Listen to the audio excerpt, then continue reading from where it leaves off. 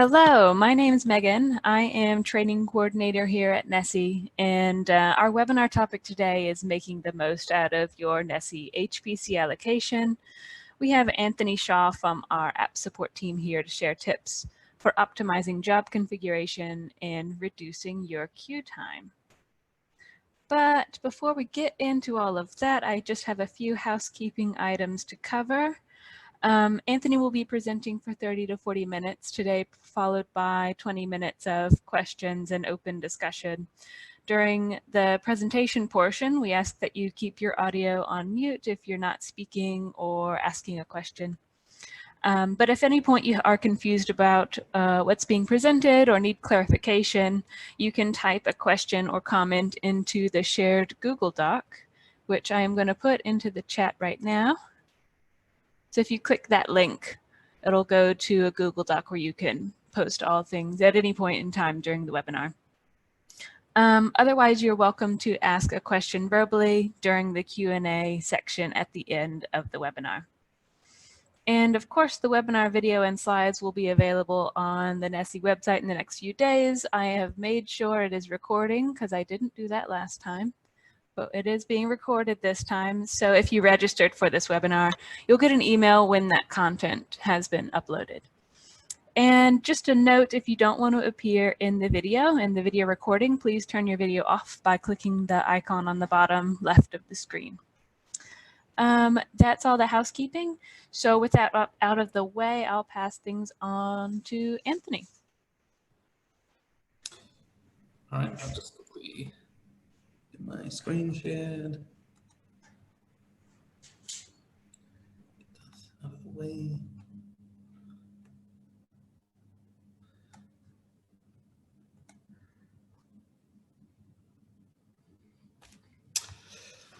Hi, as Megan mentioned, I'm Anthony Shaw. I work at App Support for NeSI.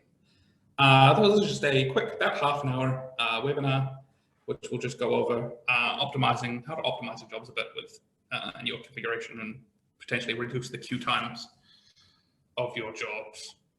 So, first thing first, I'll just go over a little bit of an overview of what we'll cover in this webinar. In this talk, you should learn the basics of which commands can help you efficiently run your code, view how to run your code. Specifically going to talk about one command mostly. What does an efficient job look like and how to improve your jobs efficiently. Actually, let me just open up this in Google Chrome because then it hides everything when I go to full screen.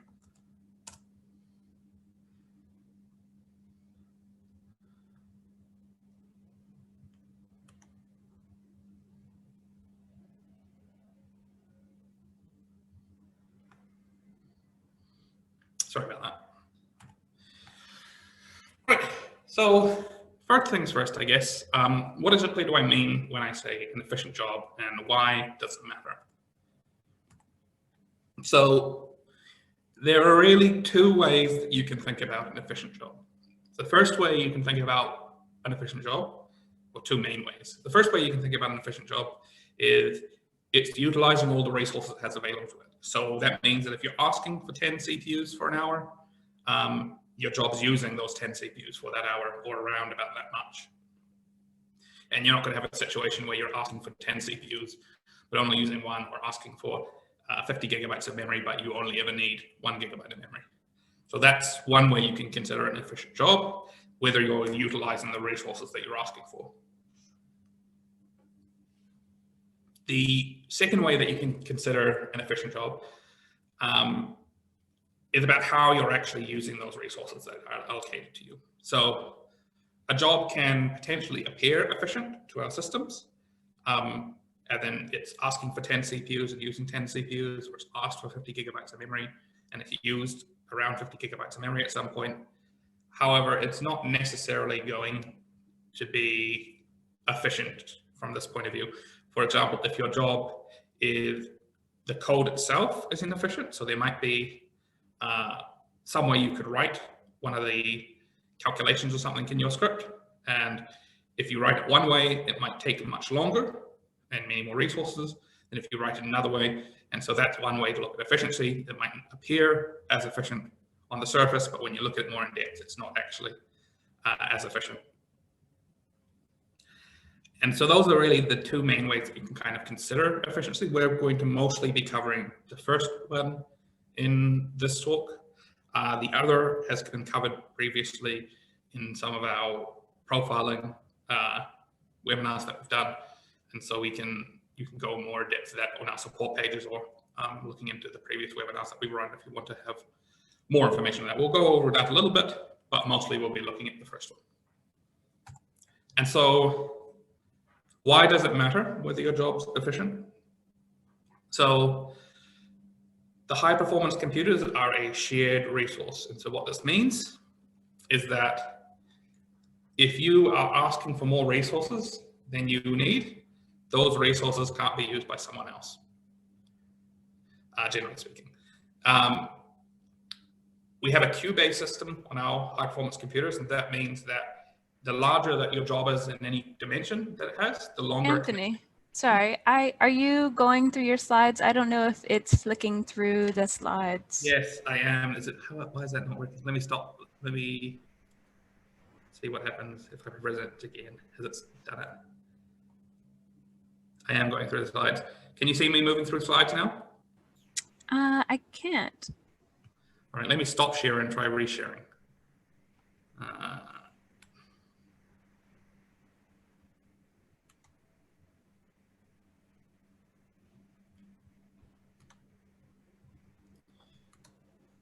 How about now?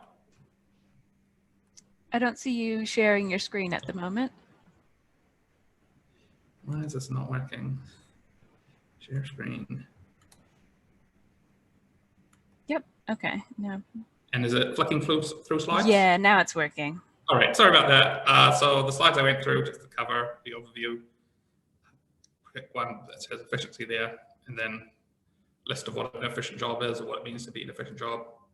And now I'm just talking about why it's important. And so, as I said, it's a shared resource. So if you're asking for resources that you don't need, other people won't be able to utilize those resources. And additionally, from your own queuing perspective, if you're asking for more resources than you need, you're going to find that your jobs queue for longer. The smaller your job is in any one dimension, the faster it can be expected to queue. And that means the faster your job can run, the faster you get your results back. The reason is because we have something called fair share, and if you're using a higher than expected rate of usage, your fair share score will drop faster. So the more usage you have, the faster your fair share score will drop, which is what determines your job priority or where you start off in the queue.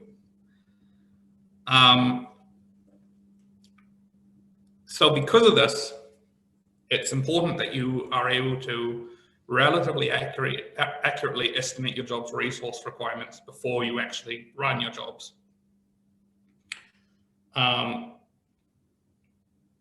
And so you wanted to be able to do that, you actually need to know how to check your job's efficiency and test this. Sorry. So the main command that you're going to be using to actually look at your job's resource efficiency is with sacct. So sacct will by default, when you submit it, just on when you've logged into the platform, it will print off all the jobs that have run or are running or queuing since midnight of that day.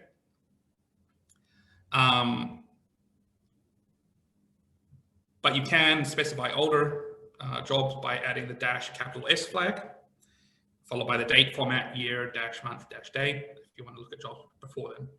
The main columns that you'll be wanting to look at are the elapsed column, which is how long your job ran for, the alloc column, which is the amount of allocated logical CPUs your job was given. I'll explain a bit about logical versus physical CPUs a bit later.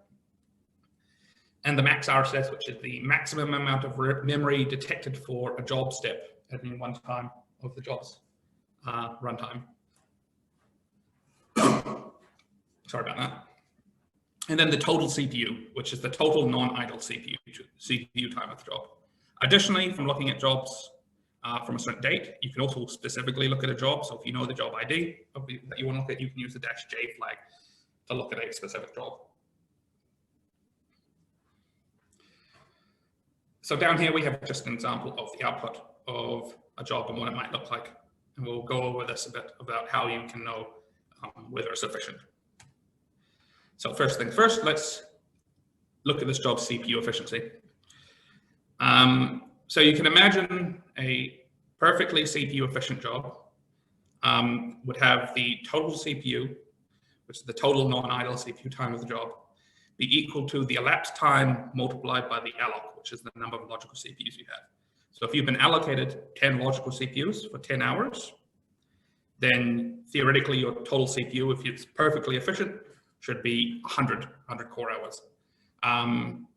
We don't expect your jobs to be perfectly efficient. We understand that your jobs won't be perfectly efficient.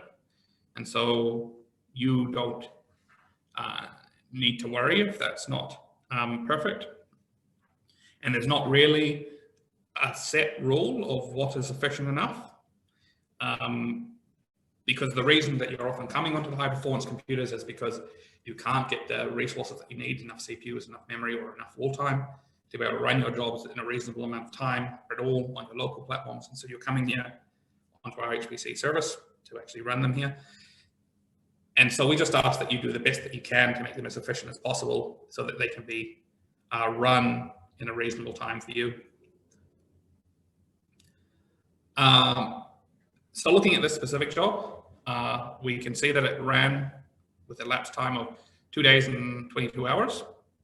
And it had a alloc of 32 logical CPUs.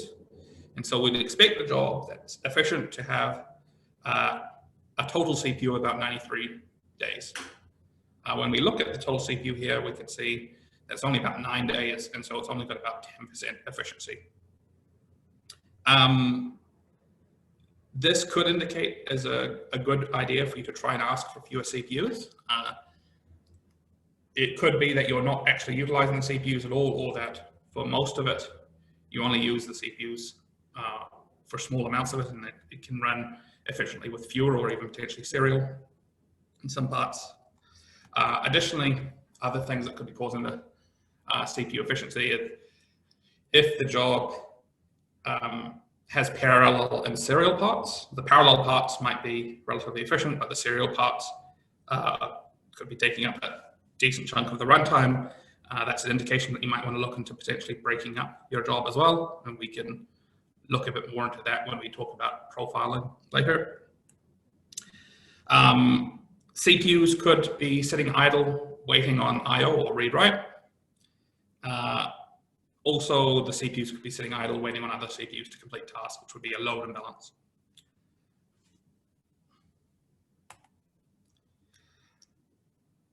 Now, this is where I'm going to talk about logical CPUs and physical CPUs I mentioned earlier. And so the main thing you have to be aware of with logical CPUs and physical CPUs is that for every physical CPU in your job, you've got 2 logical CPUs. And the reason for this is because of hyperthreading being enabled. So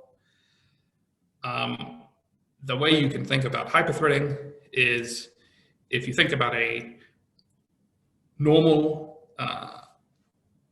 physical CPU on a normal computer, usually you put 1 thread for each CPU. So if you try doing a multi-threaded job on a standard computer with 2 CPUs, you've got to put 1 thread on each CPU.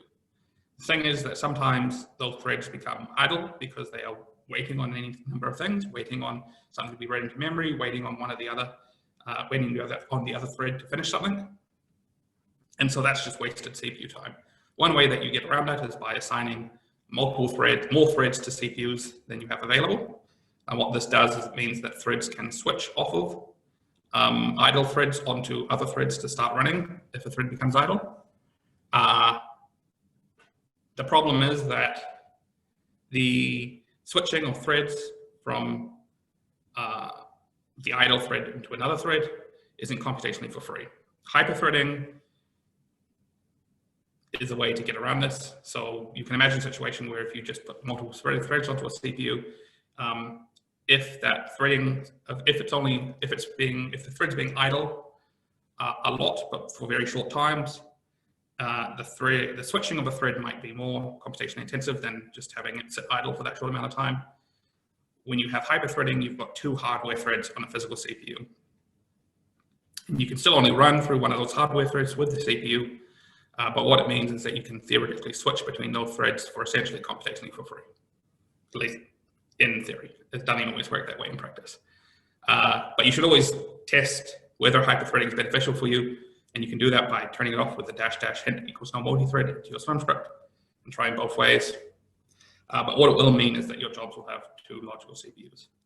What this means for when you are looking at the efficiency of your job is that if you have hyperthreading disabled in your jobs will always appear only half as efficient as they actually are. The reason for this is if you've got hyperthreading enabled and you've got 2 logical CPUs or 1 physical CPU, it will detect your usage on that CPU for both of the logical CPUs. And so even though only one of the threads is running on the CPU, because you've got 2 threads, 2 hyper threads, it will still detect both of them, so you'll potentially get up to the 100% efficiency. But when you turn hyperthreading off, you're still being given those extra hardware threads, but you're just not using them. And so that means no matter what, whether you're using those threads or not, those threads will always look like you're not using them. So you'll always have the maximum efficiency you could possibly get is 50%.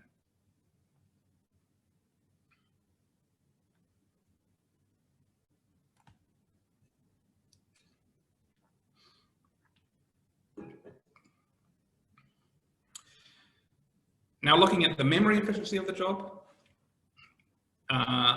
the important column that you want to look at is the max RSS. So at max RSS. So as I said, the max RSS is for that job step. So we can see we've got 3 job steps here. It's usually going to be in the batch step, but it's sometimes in other steps. You only need to worry about whichever one of these steps is the highest. So we can see we've got these 3 steps here. This one's 0, and this one's 19 million or something. Sorry, 1,956,000.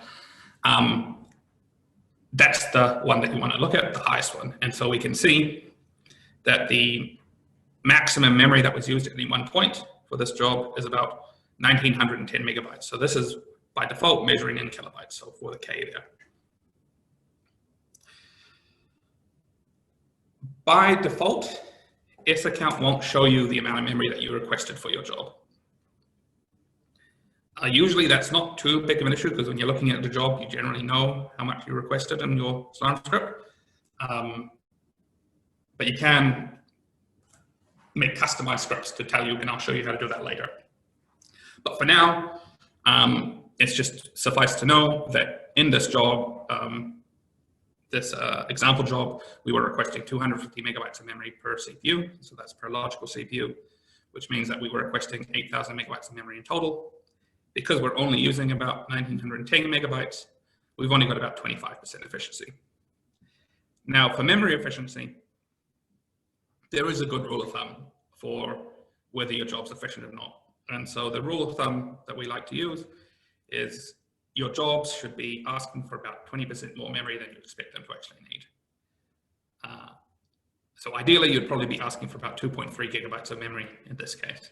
That 20% is just a bit of a buffer because max RSS, maximum memory, is not detected continuously. It's only instantaneous memory usage every 30-second intervals. And so it's entirely plausible that you'll miss the highest spikes of memory. Usually, using a 20% rule of thumb is enough to catch any other spikes that you might potentially have, but occasionally it won't. And so if your job does return an out of memory error after running and you're asking for 20% more than you think you'll need, but it's not detecting that with max RSS, just be aware that sometimes spikes happen much shorter, and so you can try and ask for more memory in that case as well.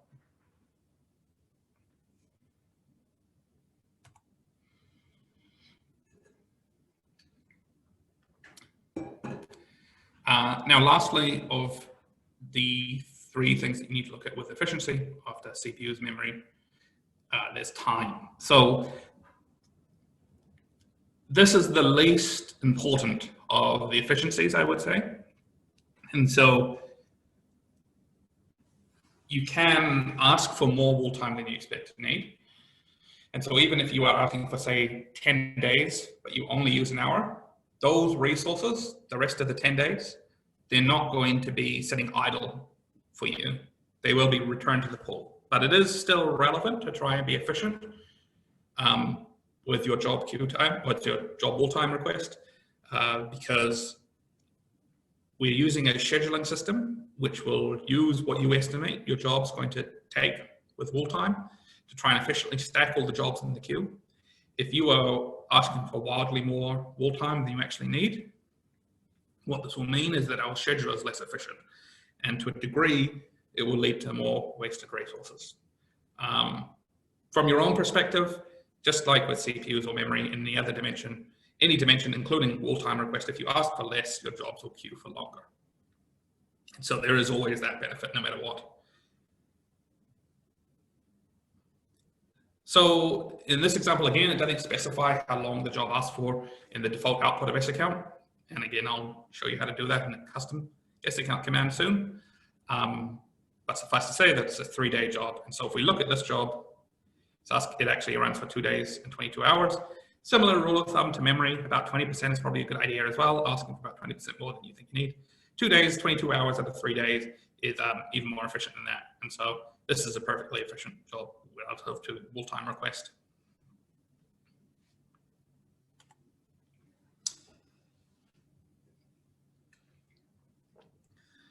But as I've been mentioning, the default SAccount command isn't always going to be perfect. So it does have pretty much everything you technically need, so long as you've also got your SLURM scripts open and you can look at what you're requesting initially. But that's not always necessarily going to be convenient. Sometimes you might want to look at lots of jobs, so you don't want to have lots of SLURM scripts open at the same time. Or maybe you just don't want to have to bother opening a SLURM script every time you're looking at a job just to make sure. And so that's where making these custom formatted SAccount commands comes in. I'll show you my preferred custom SAccount command, but you can always make your own, and you can find all the different options if you use the man SAccount command on the command line, and we'll open up the manual page for SAccount, and you can find the different options that are available.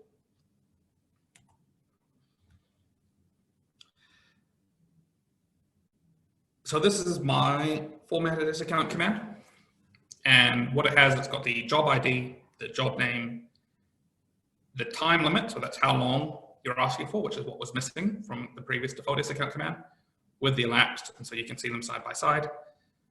Alloc, which is alloc CPUs. Alloc tends to be a shortening of just alloc CPUs in the default command. Total CPU is the same. RIP memory, which is the requested memory, which is not shown in the default SAccount command.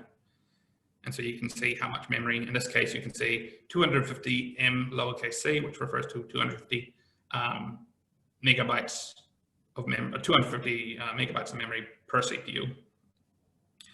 If you are requesting memory with --mem, it won't have the lowercase c, it will be showing you the full memory. Max RSS, which is the same. N tasks is also shown here. So N tasks are your MPI tasks, which is not shown in the default. This can be relevant when you're looking at your jobs as well, because if you're doing an MPI job with multiple tasks, the amount of memory that you need is the memory per task rather than memory overall.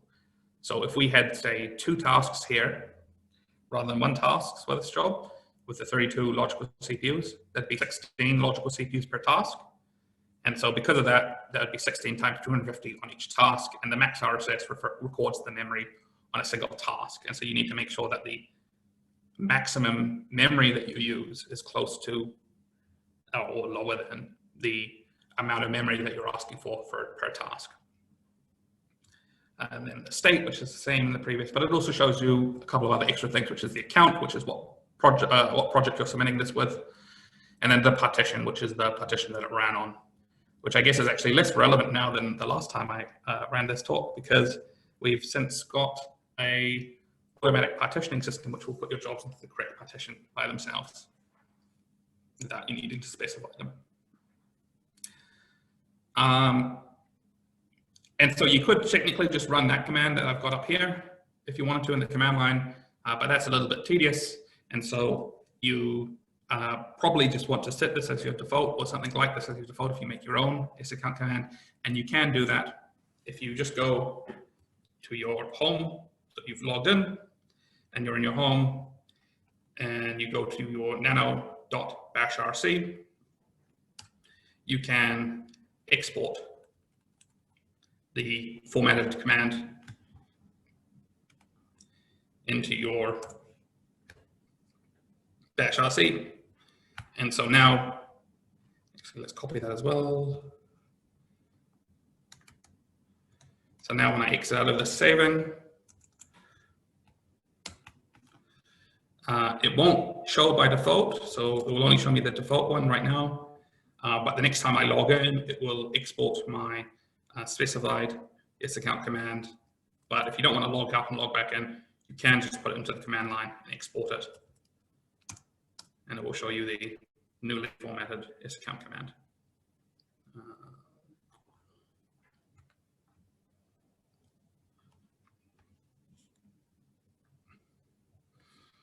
And so that's how you can make a custom formatted sacct command. But all this has been using sacct to look at the efficiency of your job. And sacct isn't perfect. So it's not really going to give you any information about the efficiency at the code level for your job. And it also misses some other things. And so that's where profiling can come in, because profiling is able to detect things that sacct isn't able to. So, for example, with sacct, it will only give you the maximum detected memory at any one point and the average CPU usage overall. With profiling, you get a breakdown of the usage over time. And so you see where that spike of maximum memory is detected, but you also see what it's using over time at different points in time. Same with CPU usage, rather than just seeing the average usage. When you look at the total CPU, you will see the different points where you have high efficiency and the different points where you have low efficiency, where you are only using one CPU or where you're using all of them.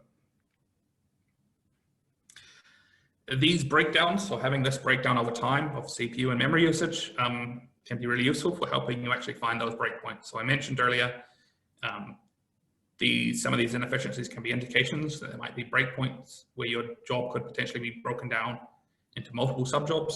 So rather than having one job that asks for 10 CPUs the entire time, you might have one job that asks for one CPU for an hour and then have another job that starts afterwards and is dependent on that previous job that uses 10 CPUs for the rest. And you can be more efficient that way because you've broken it up into the parts of the jobs that require, less CPUs and less memory, and jobs that require more CPU and more memory. Some of these profilers give more detailed information. So the default SLURM profiler, which is the one I'll show you, doesn't tell you line by line what line of code is inefficient. So it doesn't tell you the exact breakpoints. It only tells you over time. And so it gives you a clue towards it. But some of these profilers, like the ones that have been done in a previous webinar, map for C++, C++, and Fortran Python code, are able to actually pinpoint the exact lines where the inefficiency might be happening, see how long, which lines of code are taking the longest, and where you can potentially get the most performance increase by trying to rewrite that line of code and see if you can make it more efficient. It doesn't necessarily tell you if that's possible, but it will tell you which lines will have the most benefit if you can improve them. Additionally, profiling gives information on read-write, which can be useful, telling you sometimes read-write can lead to stalling in your job. And so if you can break the read-write up into a separate small job, you might be able to improve efficiency there as well. It just makes, in general, more in-depth analysis of your code easier. So I'll just show you how to use a SLURM profiler. As I said, there are different profilers available for different softwares. We've got one example that the webinar has been done for before, which you can take a look at. And you can find more detail on, but different software will have different profilers. And if you just Google whatever your software is and look at profilers, you'll hopefully be able to find some good profilers for your software if you're not using Python or C or C++. So for the SLURM profiler, this is just the native SLURM profiler. All you need to do is when you run your job, you add the line -- profile to your SLURM script. Then after your job completes, you need to collate the profile data into an HDF5 file, and you do that by running the command sh5 util-j- whatever the job ID is, which will create a file.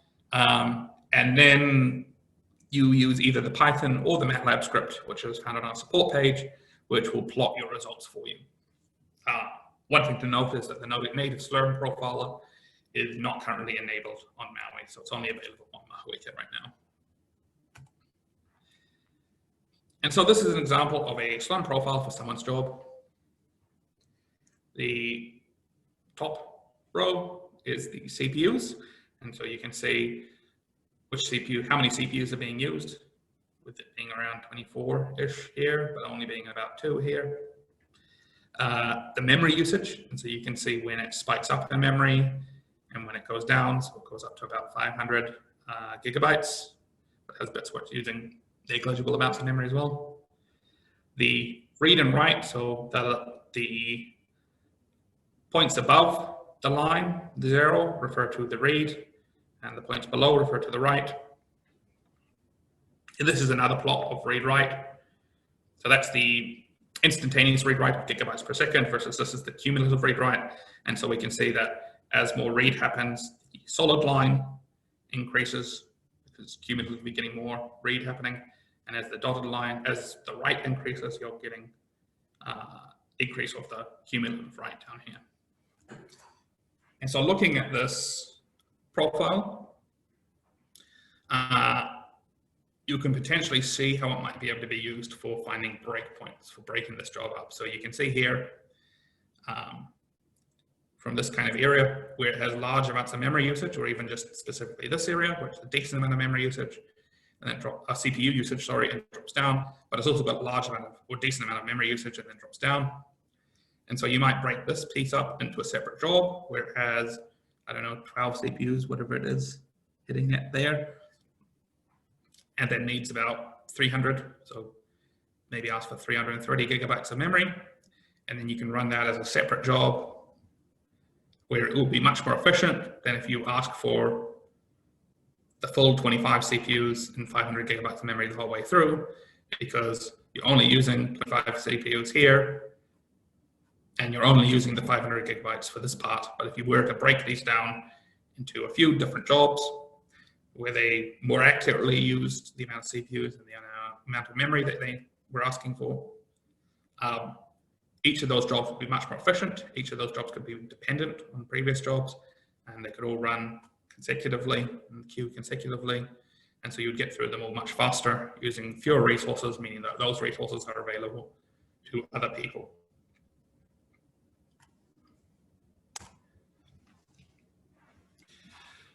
So that's pretty much everything I wanted to cover for this job efficiency webinar. Just a little bit about where you might want to go from now. So this tells you a bit about how you can interpret S account and how you can use it to determine whether your job's efficient. You might also want to look at some of our documentation and a previous webinar that we've done on scaling your jobs, estimating your resource requirements of your full-size job based off of smaller job tests, which you can find at the second links. Additionally, as I mentioned about the different profiling webinar that we've done before, you can find a documentation page as well as another webinar for that one at the link above. Right, that's essentially everything I wanted to cover. Do we have any questions? So feel free, anyone, to unmute yourself and ask a question. There aren't, or you can post in the chat or the Google Doc. I'll give you guys a couple minutes to have a think if you have anything that you want clarified or any questions.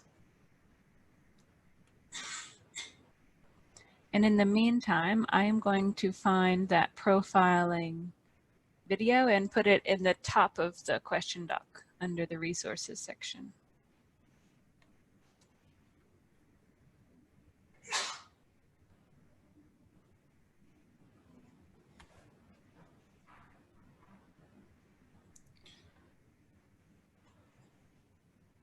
No questions? No questions. I thought a question that we had at the last webinar was pretty good, and it was good in terms of clarifying fair share, and it was, is fair share affected by efficiency and size or efficiency only? And there was a third answer. So what would be the answer to that? So the way fair share works is that when we give you an allocation, we're not really giving you a batch of core hours to use anywhere you want. So say we give you 12,000 CPU core hours over a year, what we're really giving you is an expected rate of usage over that allocation period. So if we've given you 12,000 over a year, that's like 1,000 a month, 250 a week, etc., going all the way down until you've got like 1.3 continuous core hours. I can't remember the exact amount it is. Now, obviously, we don't expect you to always be using 1.3 core hours continuously for the entire period. We understand that you have spikes of high usage followed by periods of low to no usage. And so what fair share does is that you have a fair share score based off of your usage. So when you first get a new project with a new allocation, your fair share score will be 1. As your usage increases, your fair share score will start to decrease, approaching 0.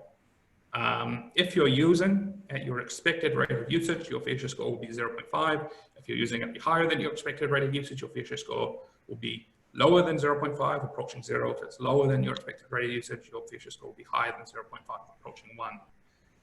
That fair share score is the main, or one of the main determining factors about where your jobs are in the queue.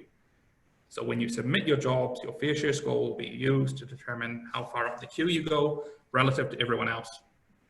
There are other factors that will increase and decrease your queue time, queue position, but that's one of the main ones. And so if you're using at a much higher rate than you're expected to be using, your queue time will be longer because your fair share score will be lower. What we usually try to do when we give allocations is we try to give people allocations based on what we expect them to actually need.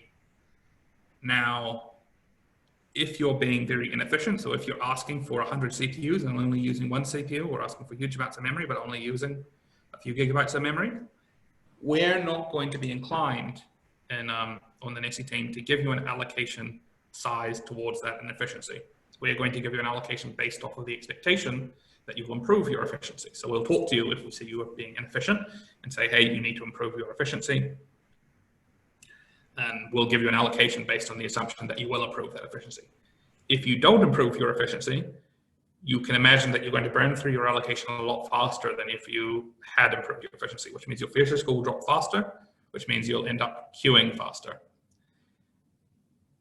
So that's one way in which inefficiency will make your jobs queue for longer. The other way that inefficiency will make your jobs queue for longer is just the size of your jobs. So if we ignore completely the fair share score, what we're trying to do with our scheduling system on the platform is we're trying to fit as many jobs on the platform running at once as possible.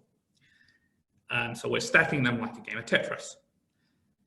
You can think that if your job is smaller, there are going to be more places that your job can fit in that other people's can't. So say if someone else who got to the top of the queue, their job starts, but they use all but 1 CPU and 3 gigabytes of memory on a node, most people can't fit on that idle CPU and 3 gigabytes of memory. Most people's jobs, they're too big. But if your job is able to utilize that 1 CPU and 3 gigabytes of memory, your job will jump all those other jobs in the queue and be able to sit there because no one else was able to use it, but you were, and so now you're able to fit in there. Same thing happens with jobs. So if you have a big job and you get to the top of the queue, the resources will begin to be freed up for you. And no one else is able to use those resources unless their job is expected to finish before all the resources your job needs to start are freed out or estimated to be freed up. So if, say, I have a 100 CPU job that I've submitted, and it's going to be 100 CPUs, 10 hours, I'm at the top of the queue, I'm freeing up all the resources. The SLURM, our scheduler, will estimate how long it thinks it's going to take for all of those resources to free up for my job. Say it thinks it's going to take 5 hours for all the resources I need to free up. Any job that's longer than 5 hours or asks for more CPUs than are in that block that are waiting for my job to start, won't be able to start. But if your job asks for less CPUs and it needs to and can run in less than 5 hours, it will be able to backfill and fit in behind my job while my job's waiting for the rest of the resources to free up. So those are the two ways that efficiency will affect your job's queue time. Awesome. Thanks for that, Anthony. That was a really great explanation. I'm not seeing any other questions, so just last call for any questions from anyone. And I'm going to go ahead and share my screen, Anthony, just to wrap up. Okay. All right. So that's the main part of our webinar. If you do need to get support, best way is just to email support@nesi.org.nz at any time with questions.